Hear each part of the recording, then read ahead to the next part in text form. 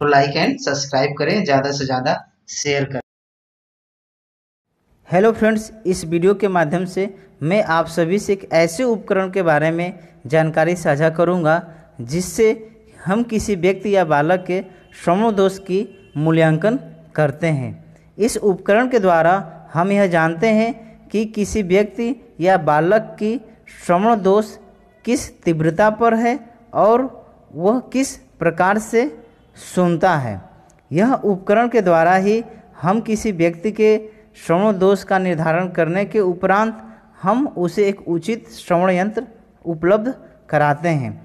यह उपकरण चाहे वो डिप्लोमा लेवल का छात्र हो या आपके बैचलर लेवल के छात्र हो, खास करके जो आपके special education in hearing impairment के क्षेत्र से जो व्यक्ति जुड़े हैं, उनके लिए इस उपकरण के बारे में जानकारी होना बहुत ही आवश्यक होता है। तो आइए हम देखते हैं वो उपकरण कौन सा है और किस प्रकार से हम इस उपकरण का प्रयोग करके हम किसी व्यक्ति या बालक का श्रवण दोष का आकलन करते हैं। उस उपकरण का नाम है ऑडियोमीटर। ऑडियोमीटर ही एक ऐसा उपकरण है जिसके द्वारा हम किसी भी व्यक्ति के श्रवण दोष की जांच हम करते हैं। तो इस वीडियो के माध्यम से मैं आप सभी को ऑडियोमीटर के पार्ट्स और उसके ब्लॉक डायग्राम के बारे में मैं बताऊंगा, और ये मैं बताऊंगा कि इस ऑडियोमीटर के द्वारा हम किस प्रकार से किसी व्यक्ति की श्रवण को जांच कर सकते हैं। इसमें जो पार्ट्स हैं, जो ऑडियोमीटर के भाग हैं, वो किस प्रकार से कार्य करते हैं और हम उन्हें किस प्रकार से प्रयोग में लाते हैं। तो सबसे पहले ये हम जानेंगे कि ऑडियोमीटर क्या है। तो ऑडियोमीटर एक इलेक्ट्रॉनिक डिवाइस है, एक इलेक्ट्रॉनिक यंत्र है जिसके माध्यम से हम किसी व्यक्ति की श्रवण दोष का आकलन करते हैं। तो आप कह सकते हैं कि ऑडियोमीटर एक इलेक्ट्रॉनिक डिवाइस है जिसके माध्यम से हम किसी व्यक्ति या बालक के श्रवण दोष का आकलन या मूल्यांकन करते हैं। तो आप जैसा कि स्क्रीन पे आप देख रहे हैं कि ये जो आपका ये ऑडियोमीटर का यहाँ ब्लॉक डायग्राम बनाया गया है, ये अक्सर परीक्षा में, एग्जाम में ये प्रश्न पूछता है कि आप ऑडियोमीटर के ब्लॉक डायग्राम बनाते हुए उसके पार्ट्स के बारे में चर्चा करें या लिखें। तो आप इस तरीके से एक ब्लॉक डायग्राम बनाएंगे। यहाँ पे कुछ पार्ट्स जो है मिसिंग हो गया है, फिर भी मैं आप सभी को यहाँ बताना चाहूँगा कि आप देख सकते हैं कि यहाँ पे सबसे पहले ये 1 पॉइंट दिया है, फर्स्ट पॉइंट। तो यहाँ पर आपका ये पावर जैक होता है। उसके बाद यहाँ पर जो ये 9 नंबर जो दिया है, यहाँ पर आपका एक जैक होता है हेडफोन का। ये हेडफोन का इस तरीके से सिंबल होता है। उसके बाद यहीं पर जो है ये 8 नंबर जो दिया है, यहाँ पे ये आपका बैटरी कंपार्टमेंट होता है। ठीक, जो पोर्टेबल ऑडियोमीटर होते हैं उसमें बैटरी कंपार्टमेंट का भी प्रोविज़न होता है, प्रावधान होता है। उसके बाद आप यहाँ 9 नंबर ये जो देख रहे हैं, यहाँ पर आपका मैंने हेडफोन तो बताया, एक होता है बोन वाइब्रेटर। ठीक, तो इस तरीके से होता है जो हम कान के ऊपर लगाते हैं। तो आप यहाँ पर देख सकते हैं सबसे पहला जो पॉइंट है वो आपका पावर जैक है, और उसके बाद आपका जो यहाँ पर जो बैटरी कंपार्टमेंट दिया है, यहाँ पर आपका हेडफोन दिया है, इसके बाद यहाँ बोन वाइब्रेटर दिया है, और इस तरीके से ये अलग अलग पार्ट्स जो लिखा हुआ है। इसका डिस्क्रिप्शन अगर हम करें तो आप इस तरीके से देख सकते हैं कि सबसे पहला जो पॉइंट है वो आपका पावर स्विच है। उसके बाद आउटपुट है, उसके बाद फ्रीक्वेंसी डायल है, इंटेंसिटी डायल है, फंक्शन स्विच है, स्टिमुलस स्विच है, मास्किंग डायल है, बैटरी कंपार्टमेंट है, हेडफोन है, बोन वाइब्रेटर है, इंटरप्टर स्विच है, व्यूमीटर है और पेशेंट डायल है। ये आपके ऑडियोमीटर के पार्ट्स हैं। ये ऑडियोमीटर में ये सारे पार्ट्स पाए जाते हैं। तो ये आपके पार्ट्स यहाँ पर हो गए। अब हम इन पार्ट्स को अलग रूप में विस्तार पूर्वक देख सकते हैं। यहाँ पर हम चित्र भी यहाँ पर हैं, ये आप देख सकते हैं कि एक पोर्टेबल ऑडियोमीटर है। यहाँ पर ये पावर जैक दिया हुआ है, ये आपका यहाँ ऑन ऑफ स्विच दिया हुआ है। उसके बाद ये आपके जो AC और BC जो हम अलग अलग जो टेस्ट करते हैं, लेफ्ट ईयर राइट ईयर, तो उसके लिए यहाँ पर ये जैक दिया हुआ है। उसके बाद यहाँ पेशेंट डायल के लिए भी जैक दिया हुआ है। तो इस तरीके से AC BC और आपका बोन कंडक्शन और आपका पेशेंट डायल के लिए इस प्रकार के यहाँ जैक दिया हुआ है। उसके बाद आप यहाँ स्क्रीन पे देख सकते हैं ये व्यू मीटर है और यहाँ पे ये डिस्प्ले बोर्ड है और ये आपका माइक है। उसके बाद आप यहाँ जस्ट नीचे यहाँ पर देख सकते हैं कि ये जो आपका जो है फ्रीक्वेंसी है डायल है और यहाँ पर ये जो आपका इंटेंसिटी है। आप इसमें 2 पॉइंट देख रहे हैं, एक तरफ हम बढ़ाते हैं एक तरफ घटाते हैं। यहाँ भी सेम वैसे ही फ्रीक्वेंसी को हम बढ़ाते हैं यहाँ घटाते हैं, इंक्रीज और डिक्रीज करने के लिए दिया हुआ है। यहाँ पर आप देख सकते हैं ये जो पॉइंट्स है मास्किंग है, मास्किंग में भी सेम वैसे ही लेवल दिया है कि हम यहाँ मास्क लेवल को बढ़ाएंगे और इधर मास्क लेवल को हम घटाएंगे। तो इस तरीके से ये चीज़ दिया हुआ है। यहाँ पर आप देख सकते हैं कि आपका यहाँ आउटपुट है और यहाँ पर आपका ये इंटरप्टर स्विच है, फिर यहाँ पे आपका आउटपुट है। तो इस तरीके से यहाँ पे पेशेंट के लिए जो इंडिकेशन दिया हुआ है कि जब भी पेशेंट वो डायल स्विच को प्रयोग करेगा तो यहाँ पे एक रेड जो है कलर की जो है लाइट इंडिकेट करेगा, जिससे कि हम ये मालूम चल जाएगा कि हाँ पेशेंट को सुनाई दे रहा है। तो इस तरीके से ये आपका ये पोर्टेबल ऑडोमीटर है। कभी कभी वाइवा में भी ये पूछता है कि आपके सामने जो है जब प्रैक्टिकल में पूछा जाएगा ऑडियोलॉजी के प्रैक्टिकल में, तो एग्जामिनर के द्वारा ये पूछा जा सकता है कि जो ये आपके पास ऑडोमीटर है वो कौन से मॉडल का है और किस कंपनी का है। तो आप यहाँ देख सकते हैं ये एल्कॉन लिखा हुआ है, ईडा 3N3 आपका माइल्ड है। तो ये आप देखकर ये मॉडल बता सकते हैं। जिस तरीके से आप मोबाइल में भी देखते हैं कि वो मॉडल नंबर होता है और उस मॉडल नंबर के अनुसार आप उसको परचेज करते हैं। तो ये चीज़ें यहाँ पर है। अब वहाँ पर हम देख सकते हैं एक एक पार्ट्स के बारे में। तो अब ये ऑडोमीटर के जो है आपके भाग है। तो ऑडोमीटर के पार्ट्स में सबसे पहला दिया है कि जो ऑडोमीटर के यहाँ पर कुछ के बारे में बताया गया कि किस प्रकार के ऑडोमीटर्स होते हैं, किस तरीके से उनको वर्गीकृत किया गया है। तो एक तो नैदानिक ऑडोमीटर होता है जो जिससे हम डायग्नोस करते हैं, एक स्क्रीनिंग ऑडोमीटर होता है और एक होता है डिकेशन ऑडोमीटर। तो ये आपके इस प्रकार के ऑडोमीटर होते हैं। तो इस प्रकार के जो ऑडोमीटर्स हैं, इन ऑडोमीटर्स में आप पार्ट्स देख सकते हैं कि यहाँ पे ये पार्ट्स दिया है पावर ऑफ स्विच। तो पावर ऑफ स्विच का यहाँ कॉन्सेप्ट ये है कि आप जानते हैं कि कोई सा भी डिवाइस है उसको संचालित करने के लिए, उसको चलने के लिए एक पावर की आवश्यकता होती है और वो पावर ऑफ स्विच के माध्यम से ही उस डिवाइस को पावर का सप्लाई होता है और उस डिवाइस तक पावर जाता है, जिससे कि वो अपना कार्य फंक्शन करता है। तो पावर ऑफ स्विच का कार्य यही है कि एक जो भी डिवाइस है उस डिवाइस को जो है पावर की सप्लाई देना और उसे नहीं देना, ये जो है इस स्विच के द्वारा निर्धारित किया जाता है। जब हम उसे पावर देंगे तो वो आपका डिवाइस चलने लगेगा, अगर हम उसे पावर नहीं देंगे तो वो डिवाइस नहीं चलेगा। तो ये पावर ऑफ स्विच का कंसेप्ट यहाँ पर ये है। उसके बाद अगर हम आउटपुट यहाँ पर ट्रांजेक्शन दिया हुआ है, ट्रांसड्यूसर दिया हुआ है स्विच, उसके बाद सिग्नल सिलेक्टर स्विच दिया है, हेडफोन दिया हुआ है, उसके बाद बोन कंडक्शन दिया है या फ्रीक्वेंसी डायल, इंटेंसिटी, ये सब हम लोगों ने देख लिया था। अब एक एक करके हम इसके बारे में जानते हैं। तो पावर स्विच के बारे में आपको मैंने बता दिया। अब हम देखते हैं आउटपुट जो है ट्रांसड्यूसर स्विच क्या है। तो आउटपुट का मतलब ये है कि जो भी हमें ये हम निर्धारित करते हैं इस स्विच के द्वारा कि हमें किस व्यक्ति के कौन सा कान का चेक करना है। ठीक है, दायां कान हमें चेक करना है या बायां कान चेक करना है, या हमें उसे एसी टेस्ट करना है या बीसी टेस्ट करना है, एयर कंडक्शन हमें टेस्ट करना है या बोन कंडक्शन टेस्ट करना है। तो ये चीज़ें हम यहाँ से आउटपुट से आपका सिग्नल स्विच से हम डिसाइड करते हैं। उसके बाद सिग्नल सेलेक्टर है। तो सिग्नल सेलेक्टर क्या है कि यहाँ पर हम एक व्यक्ति को टोन देते हैं। ठीक, टोन देते हैं, वो संकेत जो है का चुनाव करते हैं जिससे कि वो व्यक्ति उस आवाज़ को सुन सके, और उसको हम प्योर टोन बोलते हैं, जिसको शुद्ध स्वरवाणी बोलते हैं या आवाज़ बोलते हैं। तो ये चीज़ें होता है, वो एक ही जैसे आवाज़ आएगा, पी टी या सीटी की आवाज़ आएगा। तो ये इंटरप्टर स्विच के द्वारा किया जाता है, जिसको हम सिग्नल सेलेक्टर स्विच कहते हैं। उसके बाद हेडफोन होता है। अब हेडफोन आप देख सकते हैं, यहाँ पे हेडफोन दिया है, ये ब्लू कलर दिया है, यहाँ पर आपका रेड कलर दिया है।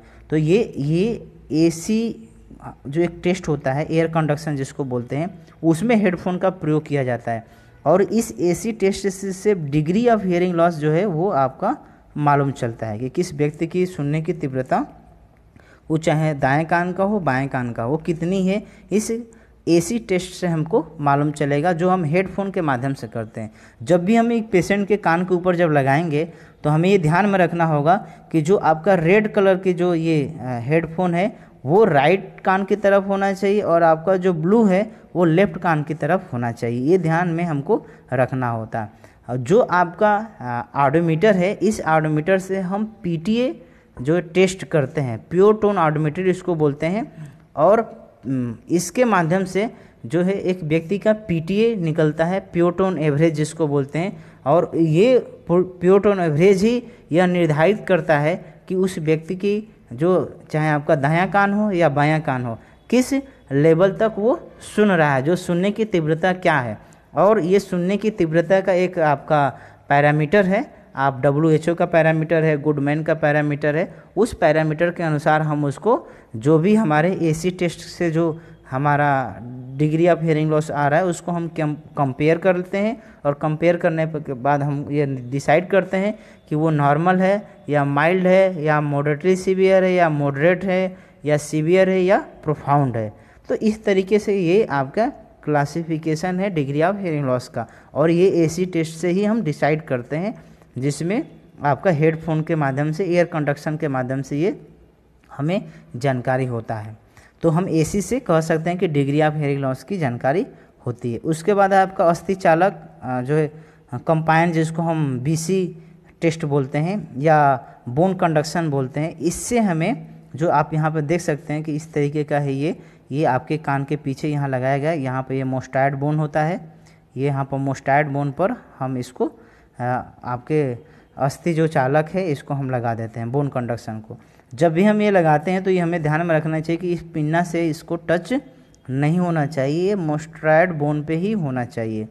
तो अब इसके द्वारा जो है आपका बीसी, ये बीसी टेस्ट हमको बोलते हैं, इसको बोन कंडक्शन बोलते हैं, और इसके द्वारा डिग्री ऑफ इसके द्वारा टाइप ऑफ हियरिंग लॉस मालूम चलता है। तो ये आपका इस तरीके से बीसी टेस्ट हो गया, बोन कंडक्शन हो गया। उसके बाद फ्रीक्वेंसी डायल स्विच के द्वारा जो है हम ये आवृत्ति का एक सिलेक्शन करते हैं। अब इस ऑडोमीटर में होता है कि आपका जो है 125 हर्ट्ज की होता है, 255 हर्ट्ज होता है, 500 हर्ट्ज होता है, 1000 हर्ट्ज होता है, 2000 हर्ट्ज होता है। इस तरीके से ये फ्रीक्वेंसी होता है। इस फ्रीक्वेंसी का हम चुनाव आपके ऑडोमीटर में करते हैं, जहाँ पर फ्रीक्वेंसी डायल स्विच है, उसके माध्यम से हम ये चुनाव करके फिर हम इंटेंसिटी डायल स्विच का प्रयोग करते हैं, जहाँ पर हम इंटेंसिटी का सिलेक्शन करते हैं। तो इंटेंसिटी को हम जो है आप -10 dB से लेके 120 dB तक तीव्रता जो है वो होता है, उसको हम घटा और बढ़ा सकते हैं। हम ये देखते हैं कि पेशेंट किस फ्रीक्वेंसी पर वो सुन रहा है। लेकिन अमूमन जो है हम दो तरीके से टेस्ट करते हैं, एक तो असेंडिंग फॉर्मेट का यूज करते हैं, दूसरा डिसेंडिंग फॉर्मेट का यूज करते हैं। कि मतलब एक तरफ हम घटते से बढ़ते की तरफ जाते हैं, बढ़ते से घटते की तरफ जाते हैं। सपोज इसके उदाहरण के तौर पर हम देख सकते हैं कि 60 dB पे हमने जो है फर्स्ट फ्रीक्वेंसी हमने इंटेंसिटी 60 dB लिया। हम 60 dB पर हम इंटरप्टर स्विच का प्रयोग करेंगे। हम देखेंगे अगर 60 पे वो सुन रहा है तो हम 10 dB घटा देंगे। 10 dB घटा के फिर हम इंटरप्टर स्विच का प्रयोग करेंगे, प्योर टोन देंगे। अगर सुन लेता है तो फिर 10 dB घटाएंगे। तो इस तरीके से तो हम 10 dB घटाते हैं और 5 dB बढ़ाते हैं। अगर सपोज एट हम घटाते गए और 40 पे नहीं सुन रहा है तो फिर हम उसको 5 dB बढ़ा के 45 पर हम फिर उसे प्योर टोन देंगे। फिर उसको हम देखेंगे कि वो सुनाई दे रहा है कि नहीं पेशेंट को। तो इस तरीके से हम इंटेंसिटी को जो है -10 से 120 तक हम तीव्रता को घटा और बढ़ा सकते हैं। उसके बाद आपका इंटरप्टर स्विच ही है जिसके द्वारा हम एक प्योर टोन मरीज को देते हैं और वो आवाज़ को सुनकर हमें बताता है। उसके बाद व्यू मीटर है। व्यू मीटर जो है आपका, जैसे कि मैंने ऑडोमीटर में यहाँ पर दिखाया था चित्र में, तो यहाँ पर आप देख सकते हैं कि ये आपका ये व्यू मीटर है। यहाँ पर एक लाइट इंडिकेट होता है, जैसे कि आप बोलेंगे उसके अनुसार वहाँ पर वो लाइट इंडिकेट करेगा और वो जलेगा। अगर आप जो आपकी आवाज़ की जितनी लेवल होगा, वॉल्यूम का जो फ्रीक्वेंसी लेवल होगा, इंटेंसिटी लेवल होगा, उसके अनुसार वो लाइट जो है वो दाएं से बाएं की तरफ, वो बाएं से दाएं की तरफ वो आगे बढ़ता है। तो इस तरीके से वो जलती हुई लाइट दिखाई देते हैं। उसके बाद पेशेंट रिस्पांस स्विच है। पेशेंट रिस्पांस स्विच के द्वारा जब भी वो पेशेंट को आवाज़ सुनाई देता है तो हम उसको इंस्ट्रक्शन देते हैं कि छोटी से छोटी आवाज़ भी सुनकर आपको उस पेशेंट डायल स्विच को प्रेस करना था। जैसे वो प्रेस करता है, दबाता है बटन को, वैसे ही हमारे ऑडोमीटर में वो एक लाइट, रेड कलर की लाइट इंडिकेट करने लगता है। तो उससे जो भी क्लिनिशियन है वो समझ जाता है कि हाँ पेशेंट को, मरीज को आवाज़ सुनाई दे रही है। तो उसके अनुसार वो घटाता और बढ़ाता है और वो उसके रिस्पांस को नोट करता है और उस रिस्पांसेस के नोट करने के आधार पे वो एक ऑडियोग्राम प्लॉट करता है। तो ये पेशेंट डायल स्विच है जिसके द्वारा मरीज के हम रिस्पांस के बारे में जानते हैं। उसके बाद मास्किंग डायल स्विच है। मास्किंग डायल स्विच के द्वारा हम मास्किंग करते हैं।